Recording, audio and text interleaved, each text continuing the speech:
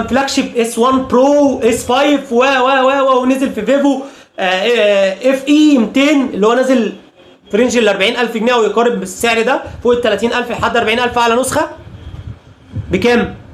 اي ام اكس 88 والتاني جي كي 5 فتحه العدسه 2.8 اللي هو الرينو، التاني اوسع منه 2.7، مش هيفرق الواحد مللي ده. توتال فتحه العدسه الاجمالي كام؟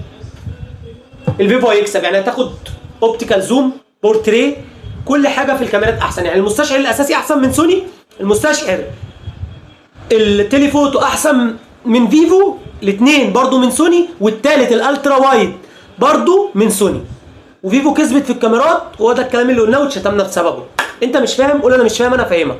انما ما مسكتش الجهاز وتهري او جاي من اف 9، وتجربه المستخدم قلنا قبل كده 100 مره غير تجربه الحمار اللي بيمسك موبايل جاي من اف 9 وينقل تجربته كحمار لمستخدم، او كحمار شركه مقبضاه، او كحمار صاحب محل للمستخدم ويلبسه. انا بخاف على فلوسك وما تزعلش من الانفعال ده، بس انا اتشتمت شتايم لو نزلت لك سكرين شوت انت ذات نفسك هتزعل على الشتايم اللي انا شتمتها. المستشعر بتاع الكاميرا القدامانيه 50 ميجا بكسل اس ان جي كي من سامسونج.